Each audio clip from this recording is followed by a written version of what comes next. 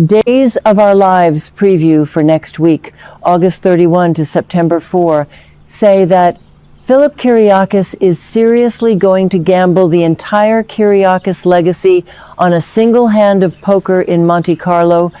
And is he actually going to propose to Gabi Hernandez in the middle of it all? And do not even get me started on Stephanie completely destroying her marriage by running straight into Theo's arms while Sarah Horton literally cannot stay away from Xander. Welcome back to Peacock TV, Spoilers, your absolute favorite home for all things Salem. Today is a fantastic day to spill some major tea because the week of August 31 to September 4 is about to deliver some of the most unhinged drama we have seen all year. We have high-stakes gambling, heartbreaking memorials, toxic marriages imploding, and legacy characters making the absolute worst decisions of their lives. If you are as obsessed with this soap opera as I am, make sure you hit that subscribe button right now so you never miss out on our daily spoiler breakdowns and rants. Let's kick things off with the absolute madness happening over at Titan. The spoilers for this week reveal that Philip Kiriakis and Gabi Hernandez are jetting off to Monte Carlo for a high-stakes poker game. But here is the kicker. Gabi is going to be posing as Philip's fake fiancée throughout this entire gambling charade. Philip is completely desperate, relying on his supposedly masterful poker skills to win a staggering $200 million. That is the exact amount he needs to pay off EJ's loan and save both Titan and the Kiriakis mansion from total ruin. The spoilers tease that the adrenaline of the game and this fake relationship might just blur the lines of reality, leading Philip to get completely swept up in gratitude and connection. There is a massive hint that Philip might actually drop to one knee for real and admit that he wants Gabi to be his actual fiancée. Let's be real for a second. I cannot believe the writers are making Philip do this. Jean-Paul Lavoisier is absolutely killing it right now, portraying a desperate, cornered man, but this plan is pure, unadulterated lunacy. You are telling me that the heir to Victor Kiriakis' empire is going to risk $5 million of Gabi's money on a single poker game in Europe to save a multi-billion-dollar conglomerate? Victor is probably rolling over in his grave right now. But honestly, as insane as the corporate logic is, I am entirely here for the fake relationship soap opera trope. It is a classic for a reason. Cherie Jimenez is bringing such fierce, peak Gabi energy to our screens. Remember when Gabi was scheming with Stefan Demera years ago? She thrives in this kind of high-stakes, glamorous, dangerous environment. Putting her in a stunning gown in Monte Carlo while she pretends to be deeply in love with Philip is exactly the kind of sweeps month material we deserve. Here at Peacock TV Spoilers, we've been tracking this storyline, and we think this Monte Carlo trip is going to be the ultimate turning point for Fabi. Philip has been so broken, so lost, and so desperate to prove himself as the rightful Kiriakis heir. Having Gabi by his side, acting as his good luck charm and his rock, is going to trigger something deep inside him. I honestly believe that when the chips are down, literally, Philip is going to realize that Gabi is the only woman who truly understands the dark, ruthless side of the corporate world. If he wins that $200 million, the high of that victory is going to be intoxicating. I predict he is going to look at her, realize they just pulled off the heist of the century, and ask her to marry him for real. And you know what? Gabi might just say yes, not just for love, but because becoming Mrs. Philip Kiriakis secures her absolute power at Titan. It is a match made in corporate hell, and I am obsessed with it. Back in Salem, the tone is going to be incredibly heavy and heartbreaking. The spoilers confirm that a memorial for Lexie Carver is going to be held at the Brady Pub. This is going to give Abe Carver, Theo Carver, and all of Lexie's loved ones a chance to gather, share beautiful memories, and say their final goodbyes. But if you ask me, this entire storyline has been nothing short of emotional torture. I am still absolutely furious at the writers for bringing Lexie back from the dead just to kill her off again a few weeks later.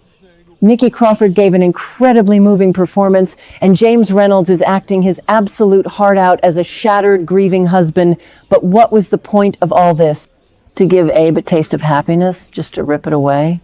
It feels incredibly cruel to the characters and to us as loyal fans who have watched Abe struggle for years. The psychological damage this is doing to Theo is just catastrophic. Tyler Joseph Andrews is doing a phenomenal job showing a young man who is completely breaking down under the weight of losing his mother for a second time.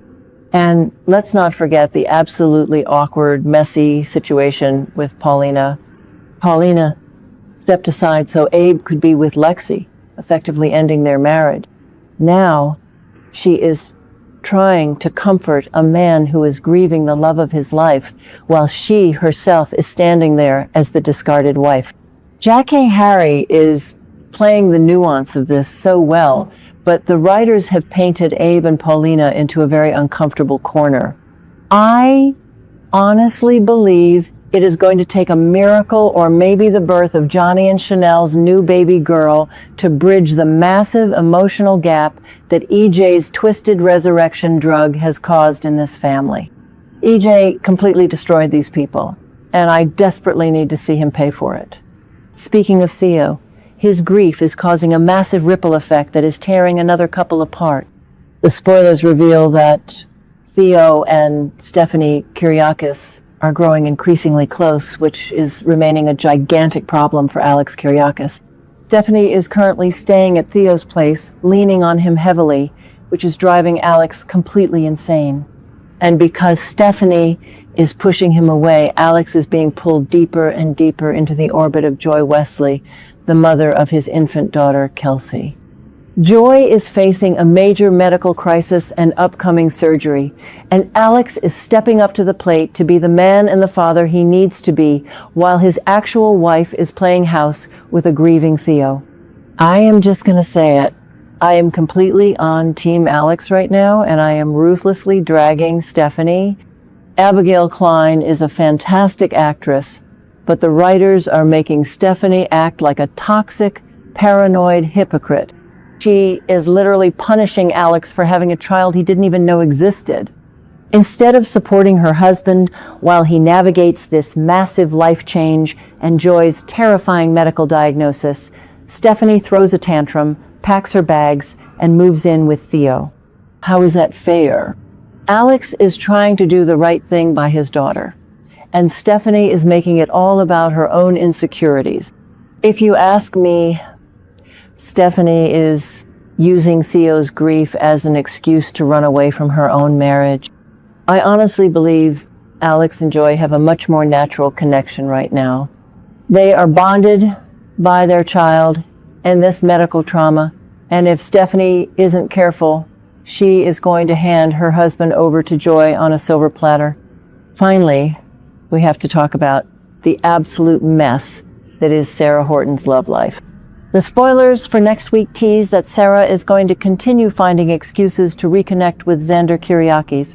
This constant gravitational pull toward her ex-husband is going to severely impact her current relationship with Brady Black, putting their entire future in jeopardy. And to this I say, thank goodness. Let's be real for a second, you guys. Brady Black is nothing but a safe, boring placeholder for Sarah. Eric Martsolf is a daytime legend, but putting Brady with Sarah was a mistake from day one.